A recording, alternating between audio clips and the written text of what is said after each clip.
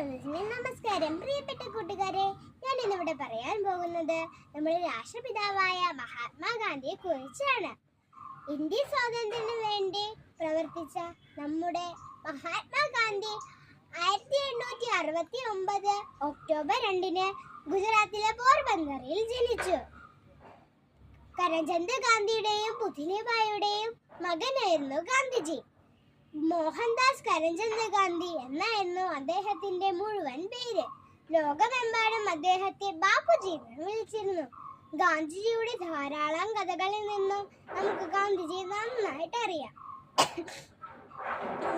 വക്കീലായി ജോലി ചെയ്തിരുന്നെങ്കിലും അദ്ദേഹം ജനങ്ങൾക്ക് വേണ്ടി ജാതി മത വർണ്ണ വിവേചനത്തിനെതിരായി പ്രവർത്തിച്ചു. പിന്നെ അദ്ദേഹത്തെ ജയിലിൽ അടച്ചു.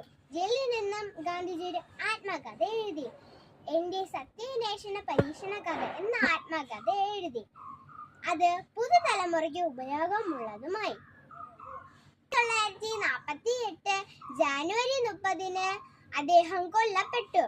അന്ന് രക്തസാക്ഷി ദിനമായും ആചരിക്കുന്നു. ഹൃദയത്തിൽ ഇന്നും അദ്ദേഹം ജീവിച്ചിരിക്കുന്നു. നമുക്കൊരു നിമിഷം അദ്ദേഹത്തെ ഒന്ന് ഓർക്കാം. ഇത്രയും പറഞ്ഞുകൊണ്ട് ഞാൻ എൻ്റെ എളിയ വാക്കുകൾ നിർത്തുന്നു. ജയ് ഹിന്ദ്.